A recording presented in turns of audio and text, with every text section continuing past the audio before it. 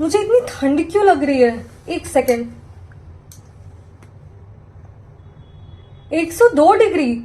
Oh no, ये तो मेरे नॉर्मल बॉडी टेम्परेचर से भी बहुत ज्यादा है। शिट, मुझे फीवर आ गया।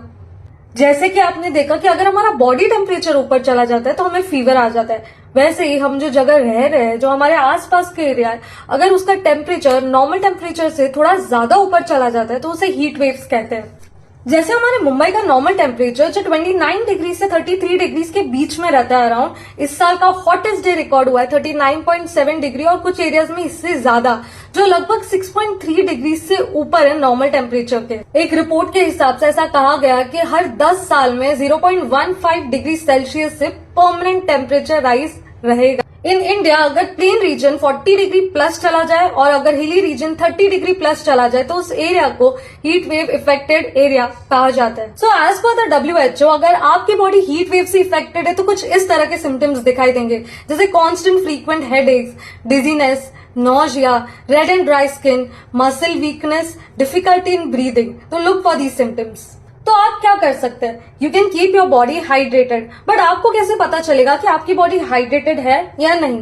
Just look for these simple things, जैसे आपका माउथ कंप्लीटली ड्राई रहता हो, आपके थ्रोट में थोड़ा बहुत पेन या ड्राइनेस रहती हो, आपके लिप्स ड्राई रहते हो, या आपकी स्किन में रेडनेस और ड्राइनेस रहती हो, आपका यूरिन डार्क इन कलर हो, और आपको बीच बीच में कभी कभी हेडेक्स होता हो। These could be few of the symptoms of dehydration. Hydration का सबसे बेस्ट इलाज हमारा पानी, तो कॉन्स्टेंटली आप पानी पीते रहिए।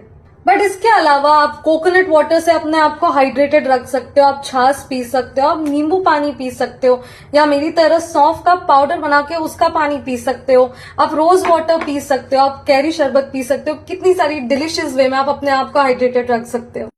तो ये लिक्विड हाइड्रेशन के अलावा और आप अपने आप को ये हीट से कैसे बचा सकते हो? तो जब भी आप बाहर जाओ तो लाइट कलर्ड क्लोथ्स पहन के जाओ, और जब भी आप बाहर जाओ तो अपने सर को ढको स्कार्फ से या कैप से, या आप अगर वॉकिंग जा रहे हो तो अम्ब्रेला कैरी करो।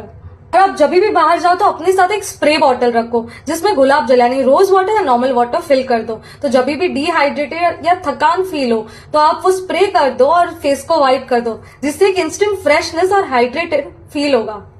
और अगर बाहर का टेम्परेचर नॉर्मल हो तो खिड़कियों को खुला रखो जिससे वेंटिलेशन बना रहेगा, बट यस कर्टन्स को बंद रखो to avoid direct sunlight entering your house. और अगर आपको ऐसा लगता है कि आप हीट से इफेक्ट हो चुके हो तो keep a wet towel on your head, जिससे आपको एक इंस्टेंट रिलीफ मिलेगा। Keep ORS at home and try avoiding tea और coffee as it dehydrates your body.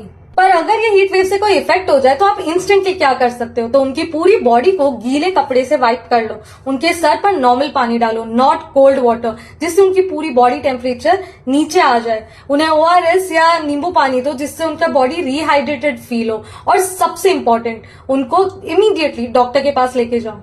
But ये सब तो हुआ temporary solution, but long run में आप क्या कर सकते हो? तो जग्गू दादा नहीं कहते झाड़ उगाओ, तो ग्रो मोर प्लांट्स। अगर आप बाहर जाकर नहीं उगा सकते तो अपने घर में उगाओ, इंडोर प्लांट्स लगाओ, जिससे एयर तो प्योरीफाई होगी बट आपका घर का टेम्परेचर बाहर के टेम्परेचर से कूल रहेगा, कम रहेगा। The plants not only keep the temperature cool but also will make your house look cool. And make smaller shifts to the 3 R's, that is reduce, reuse and recycle. Hope you like this video and check out the caption for some interesting summer drink recipes and keep yourself hydrated.